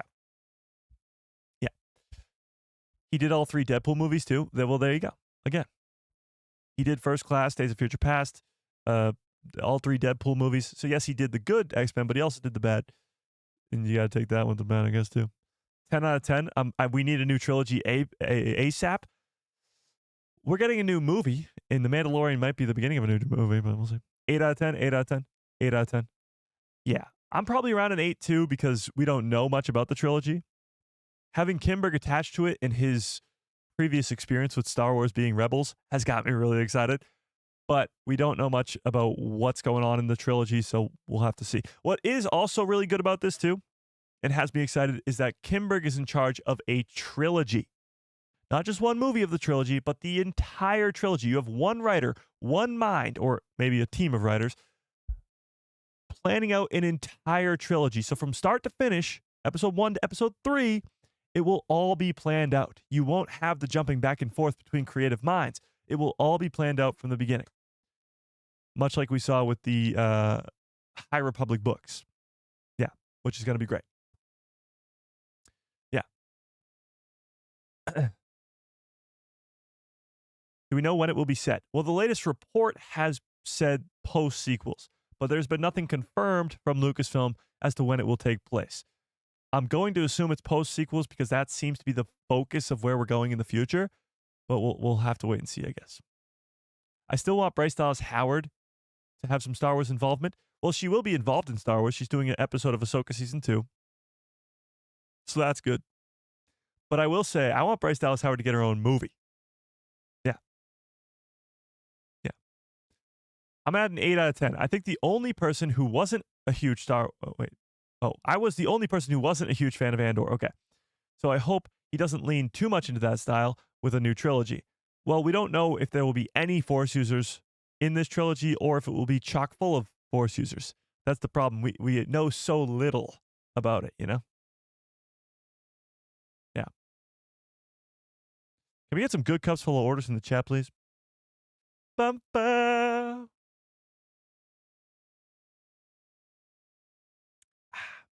But having said that, since this trilogy was announced, we've had little to no details about it.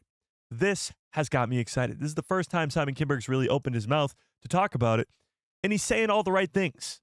He's got me excited. So I'm hoping as we learn more and more about this trilogy, it will keep me on that same excitement level. But we'll see. It's still a far way away. Yeah, it is. But Simon Kinberg has got us hyped up for the day, at least, talking about this, which is awesome. And I can't wait. But as I mentioned before, speaking of trilogies, the Mandalorian and Grogu movie is rumored to be the beginning of a Mando trilogy if it is a success. Now, I am of the mind, 99.9999999% sure that the Mandalorian and Grogu movie will make $1 billion and be a wild success and probably make $2 billion. However, just because of Grogu and Din Djarin and that story is already insanely popular on Disney+, it's going to continue in the big screen. However, we have yet to get a trailer for the Mandalorian and Grogu movie. And we sit here on August 19th, just about 9 months away from this movie, without a trailer. So the big news is this. We've been talking about a trailer and the possibility of seeing it at D23, but this has been the latest and greatest. It is rumored that a trailer will be released for the Mandalorian and Grogu movie at D23. It will be very similar, not the same, but very similar to the trailer shown to those in attendance at Star Wars Celebration, and it is still unclear whether this will be released publicly or not. So, a trailer will be shown to the people at D23. The big question is whether or not it will be released publicly. So first things first, let's put up a poll in the chat. By the way, 75% of you guys are excited for the Simon Kinberg trilogy. That's pretty high for we know nothing about the trilogy. Like the fact that we know nothing about plot or timeline or anything, that's pretty damn hype. But do you think the Mandalorian, I'll just go Mando and Grogu movie trailer will be released publicly? How do you spell publicly? Why does that look so wrong? Publicly. How can that be wrong? Publicly at D23. Yes or no? Do you think at the end of this month, publicly looks so wrong? That can't be right. Whatever. You get the gist. At the end of this month, August 30th and 31st, D23, next weekend, not this coming weekend, but the one after that. Do you think we will be getting this publicly, meaning released on YouTube and online for everybody at home to see? Tell me in the chat. What do we think? We're getting the Mythosaur on the big screen. That's all the hype I need. I can't wait. It is interesting because when I think about the Mandalorian and Grogu movie, I think about the connections to the Heir to the Empire. I think about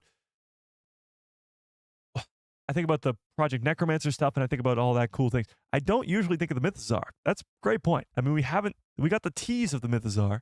So, yeah, I hope so. We'll see.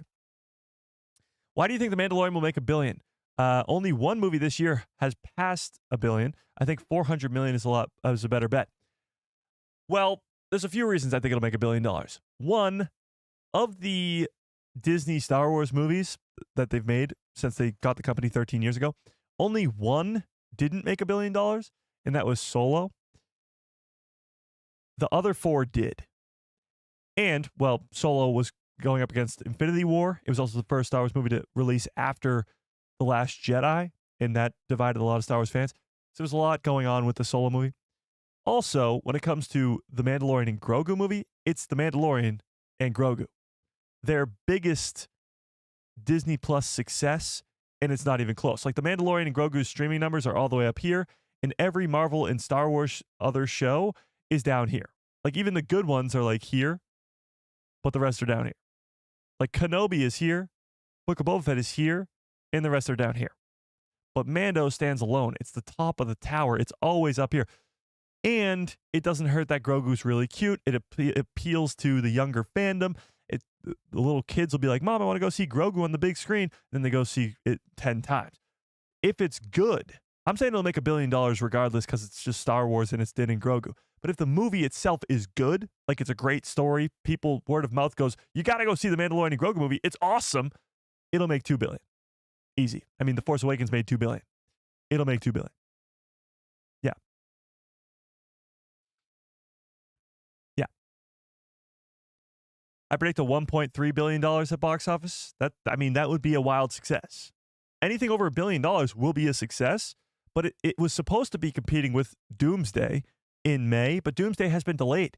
Right now, the Mandalorian and Grogu movie is not competing with anything, which is awesome and how it should be, because people should be scared of going up against Star Wars. But May 22nd, 2026 no longer has Doomsday fighting with it. It's perfect release date for summer blockbuster, Din and Grogu, next adventure. Sigourney Weaver is involved. Jeremy Allen White's involved.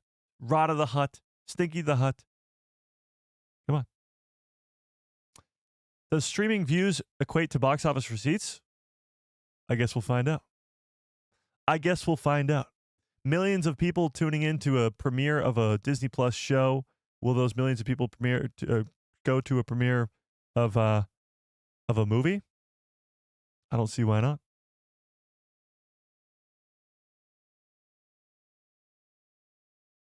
Yeah. Mike. We are about an hour and a half into the stream, and you haven't mentioned death. You okay, buddy?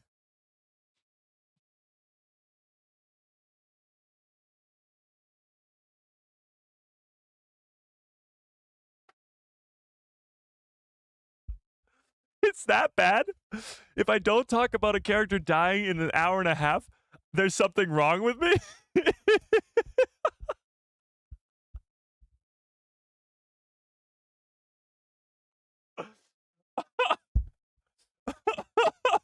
That's so awesome. Oh my God. So like I said, in the Mandalorian and Grogu movie, Din Djarin's gonna die. I mean, it's only right. Oh my God. That was so funny. That got me. That was good, 50 Thunder. That got me. Oh my God. Are you okay? Oh, that's hilarious. Oh, that's so funny. Yes, the Mandalorian and Grogu movie will have a bunch of people dying in it, obviously. Probably Din Djarin. No. Yeah, I'm still at the good vibes of the wedding, you know? The wedding made me soft. Yeah, I'm not killing people off anymore.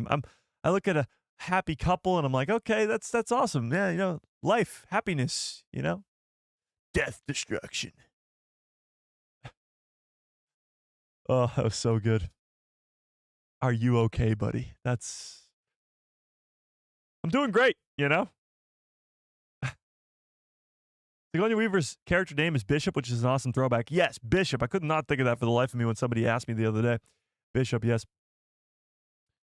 Yeah. There will be the first at the theaters Star Wars movie for a lot of kids, and it's got Grogu. Slam dunk. Exactly. There hasn't been a Star Wars movie in 6.5 years when this movie comes out. 6.5 years.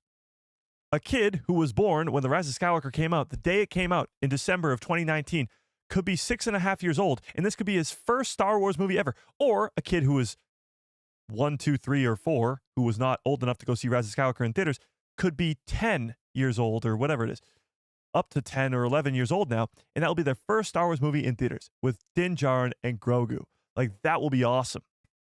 And again, like I mentioned before, if it's good, if it's a great movie, people will go see it multiple times, and word of mouth will get around that it's really good. Star Wars is back, as people love to say, and it will make billions upon billions upon billions of dollars. Yeah. The trailer will come out when Zootopia 2 releases. I don't know if they would attach it to a movie like Zootopia 2. They did attach the Tron trailer to something recently. I forget what it was. The Tron trailer was attached to some movie. And then the Avatar trailer. The Avatar trailer was attached to the Fantastic Four movie, I think. Was that right? Something along those lines. So maybe they'll do something similar to that. But either way, the people at D23 will get a Mandalorian and Grogu trailer. The only question is whether or not it will be released publicly. So by the end of this month, in just about a week and a half, we might be getting the first trailer for the Mandalorian and Grogu movie released publicly. It'll probably be very similar to the trailer that was released at Star Wars Celebration, but it will be different. They don't like to show the same trailer over and over again. They always at least vary a couple scenes and leave a couple the same. So we'll have to see with that. I'm sure, I mean, if it's released publicly, we'll, of course, break it down. Maybe even have an emergency live stream. We'll see. But it'll probably be on that Saturday. So August 30th, I'm guessing, Saturday morning will probably be when that happens. Yeah. Yeah. But we'll see.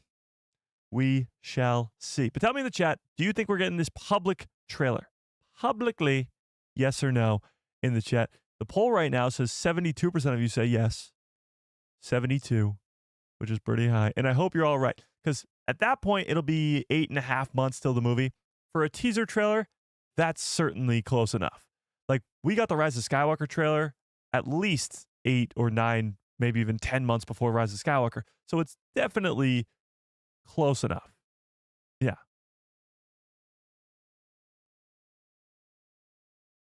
Yeah. Interesting. Maybe you're all just optimistic. Maybe you all just want it to come out. But I agree with you. I think this is the perfect place to, because it's your D23. This is the Disney equivalent of a Comic-Con type thing. And for Star Wars, unless they're going to give us a trailer for like Visions Volume 3, which is in September or October, sorry, or the Maul series, which hopefully comes out before the Mandalorian and Grogu movie in next year, it seems like the Mandalorian's the only option, especially if they're talking about films, just films in general. You'll get an Avatar trailer. You'll probably get some update for Spider-Man because that's the next Marvel movie. But for Star Wars, it's the Mandalorian and Grogu movie. That's it for movies. Starfighter will just begin filming at that point because Star Wars Starfighter starts filming in September. So maybe a little bit of update on that, but probably not. But it's been over a year now since the first teaser trailer for the Mandalorian and Grogu movie was shown to the people in attendance at D23 last August. Let's just release it publicly, please. Lucasfilm, if you're watching, and we know that you are, press the public button on it so that I can watch it and break it down and everybody else can watch it and get hyped up for the next 9 months. Sound like a plan? I certainly like it. I certainly hope so. They'll hopefully release an extended trailer for the Super Bowl. Oh, yeah, definitely. I mean, a May release. Super Bowl's in February. Yeah. There'll be some sort of trailer for the Mandalorian and Grogu movie for the Super Bowl. Abso-fruitly. Yeah.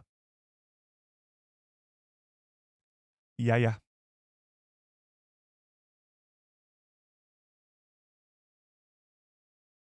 The story of a guy who looks like Boba Fett and a baby Yoda in the galaxy. Exactly. Who doesn't want to go see that? Right? Right, Chad? Oh, yeah. We got to talk about that, but we will in a second. So the Mandalorian and Grogu movie, hopefully trailer by next week, which is insane. The next Star Wars movie, we're getting a trailer for it probably next week. And even if, let's be honest, Chad, even if it's not released publicly, it's going to get leaked out. Come on. I mean, the last one at Star Wars Celebration got leaked out. Even the one a year ago at D23 got leaked out. So it's probably going to be leaked out even if it's not released publicly. So next week we'll be getting a Mando trailer regardless. It's just whether or not it will be a grainy photo or grainy video on a camera or a phone, or if it will be an actual HD and be on YouTube. Either way, we'll probably be watching a trailer next week for Mandalorian and Grogu movie. We need a release date for Maul Shadow Lord. That would be nice. A little teaser at Maul Shadow Lord and a release date. I'd be down for that. I'd be down for that. I haven't seen any of the teaser trailers. They're out there still online somewhere. I don't have any access to them, but it's awesome. I mean, Stinky the Hut as a gladiator flexing his biceps is incredible.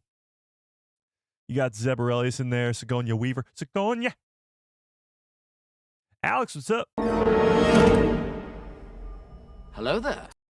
So, yeah. I mean, the teaser trailers themselves that we've already seen are awesome. We just want one, publicly. That'd be nice. That'd be nice.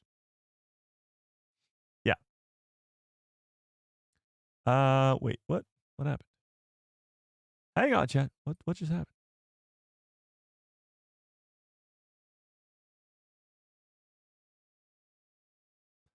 Oh, Tony Gilroy says the future of Cassian and Bix's child is in the Star Wars universe. Oh, in the Star Wars universe rests with Disney. Okay. As he says, they can name it. They can do whatever they want with it. The more you know. What is this?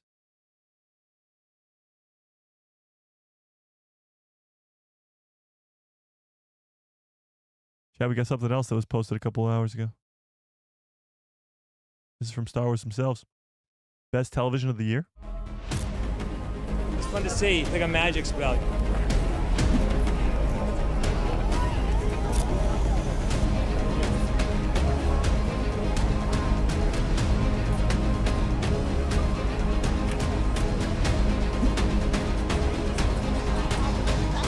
I'm really hoping that the show lives on beyond the award season. I really hope the show lives on beyond the rewards season. Oh, it will, Tony. Oh, it will. I mean, Andor Season 2, Andor Season 1, the whole show. It's going to live on forever in Star Wars. I mean, it's now, when you look at the original trilogy, it's like its own extension. Like, it's got this little piece that comes off the side of it at the beginning, and that's called Andor Season 1, Season 2, and Rogue One. Like, the original trilogy now has this extension, and that will forever live on in Star Wars. Don't need to worry about that, Tony. We got you. We got you. Yeah. Interesting. Take a look at this, Chad. So, first things first, today is Manny Jacinto's birthday. The legendary actor who plays Chimere or the Stranger or whatever you want to call him from The Acolyte. It is his birthday, so we get some happy birthdays to Manny Jacinto in the chat because we know he's watching, of course. Shout out to Manny. Happy birthday. We need you back in Star Wars immediately. But here's what he has to say about the future of The Acolyte. So let's take a look at this. Manny Jacinto hopes The Acolyte will be reevaluated in the future, much like the prequels were, as he says this. I grew up on the prequels as well. And as a kid, you watch that and you're just like in awe of it. And then you grow up, and then now we have money and we have more confidence as well. And we were able to voice our opinions. So I do hope that, The Acolyte finds new life, or it continues to find the love, being out there has been so much love. And I just hope that it continues. And we'll see. Never say never. So he's pretty much comparing The Acolyte to the prequel trilogy, how it got a lot of hate originally, much like the prequels got a lot of hate originally. And from there, it becomes 20 years down the line, all the fans who grew up with it speak very highly of it. And, the running joke is when something Star Wars releases, give it 15 years, because then we'll see how it really is. I don't know. We'll see. when it comes to the Acolyte, obviously you're going to have the people who just crap on it forever. Same with the prequels. I mean, even still today, when I make a video about the prequel trilogy or a short about Hayden Christensen or a deleted scene from the prequels, I'll get the comment that's like, the whole entire prequel trilogy should have been deleted, or this guy sucks at acting, or whatever. Like, it still gets hate on today. But for the most part, I would say the majority of the Star Wars fandom is a lot more positive when it comes to the prequel trilogy. So we'll see what happens with the future of the Acolyte 2. But as I see many of you in the chat saying you love the Acolyte, yeah. I mean, I love the Acolyte too. To each their own, I suppose. But I would definitely love to see the cliffhangers be answered in season 2. But only time will tell. But Manny brings up a great point. I mean, with a lot of Star Wars stuff, maybe even the sequel trilogy too, when we look back on it 15 years from now, it might be completely different.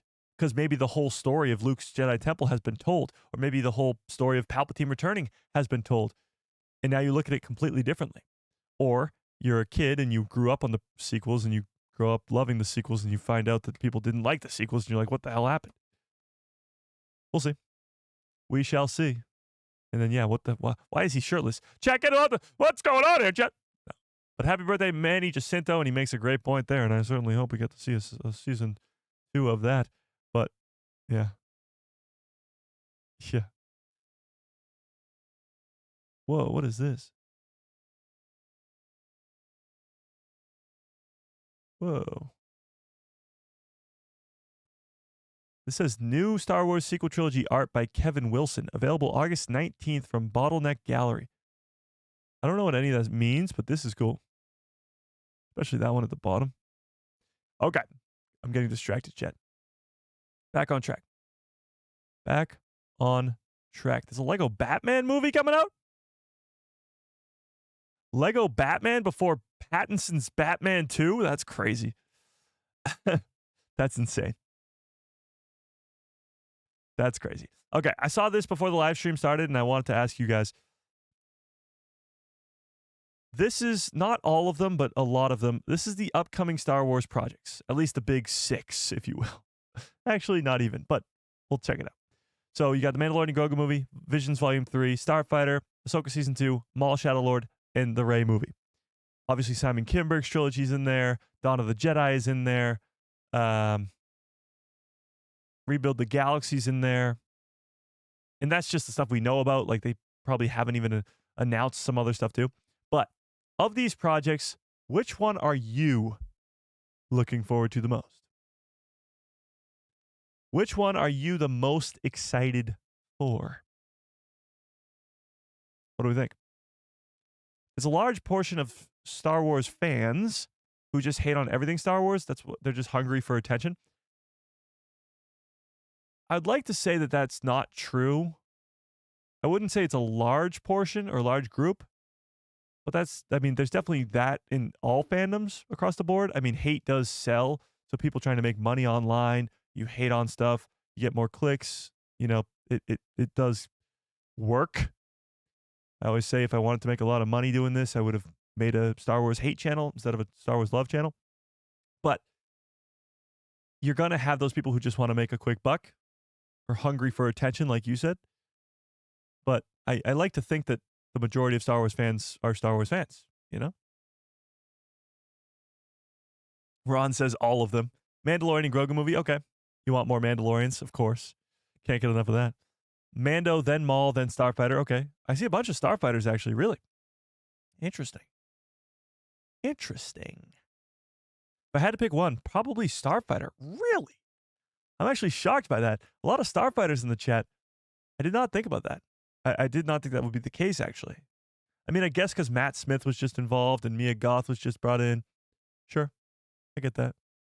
For me, it's Ahsoka Season 2, just because Ahsoka's my favorite. You got Hayden coming back, you know, the whole deal. The cliffhanger of Season 1, gotta see that paid off. Then it's probably Maul, because a Maul animated series is going to be insane. If it's introducing Talon, it will be awesome. Me and Sam just got to the end. We just finished Season 4 of the Clone Wars. So we just got to the Savage Opress finds Maul as the spider. They go back to Dathomir. He becomes Maul again and seeks revenge on Kenobi and just getting Maul back. It's just so So good. So probably Ahsoka, then Maul, then the Mandalorian and Grogu movie, then Starfighter. So Starfighter's at my 4. Yeah. And now we're on to, so me and Sam are on to season 5 of the Clone Wars, and season 5 might be my favorite full-on season. Because yes, season 7 has the best arc, which is Siege of Mandalore, and season 4 has some really great stuff with the Umbara arc, with the Maul stuff, with the massacre on Dothamir. But season 5 is personally my favorite season from start to finish, because it's got so much. It's got from Ahsoka, of course, leaving and all that greatness. But when you look at the full list, and I'll pull it up right here. I'll pull it up right here. When you look at the whole actual season, first of all, Clone Wars is just a freaking masterpiece. If it didn't have the filler episodes, and obviously the filler episodes are kind of necessary, but it would be higher than Rebels for me. It's just not. Okay, season 5, let's see. Yeah, so season 5 is the end of that Maul arc from season 4. You got this sort of, what planet is that? Well, it's Saw Gerrera, but it's, I don't know what it is. Oh, Andor. Maybe I should just read the freaking description there. We have that arc. Then you bring back everybody's favorite pirate, Hondo Unaka. The kid arc with the Padawans, which eventually you see like Gungi come back and stuff, which is cool. The droid arc is my only gripe with this season. I mean, I'm not the biggest fan of that droid arc, even though George Lucas says it's his favorite. You go back to Mandalore with Maul, the Mandalorian, all that great stuff, and then you end the season with Ahsoka leaving the Order. Just come on. I mean, what are we talking about here? It's awesome. So, season 5 is probably my favorite. Actually, yeah, this is is it this one? One of these episodes is the Palpatine versus Maul and Savage, which is, I mean, probably the most underrated lightsaber duel in Star Wars. So season 5 is probably my overall greatest season. Season 7, just the Siege of Mandalore is peak. Those 4 episodes.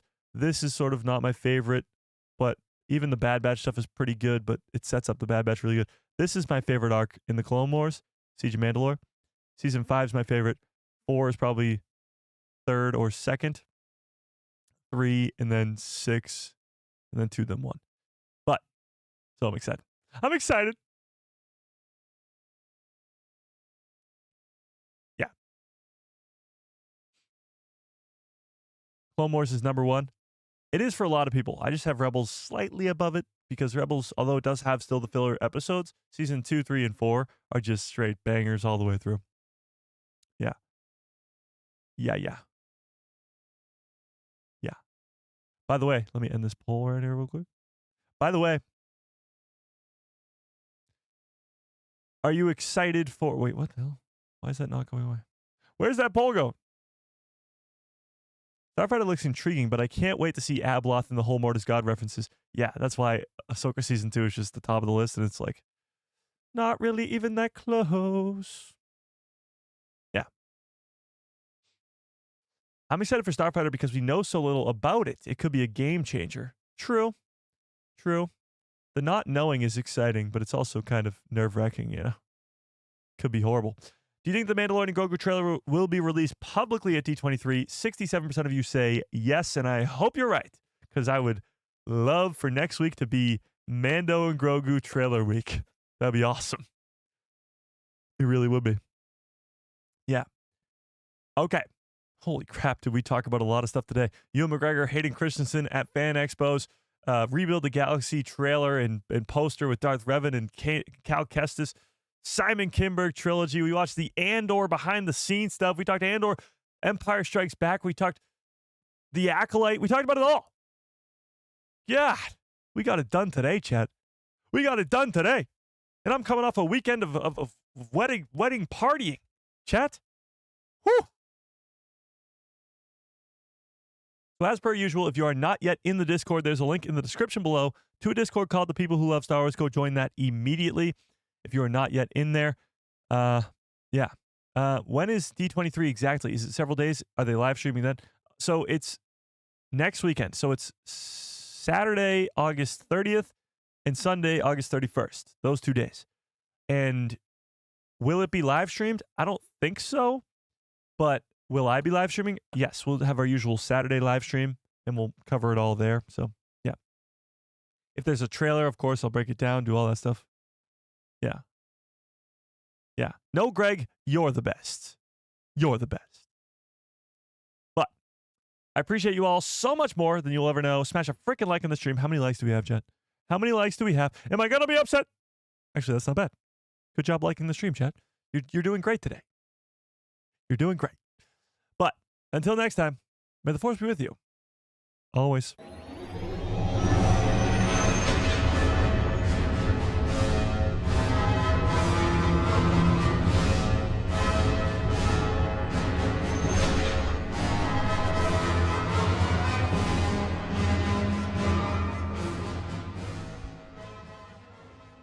Oh, yeah. What a great stream. What a great show.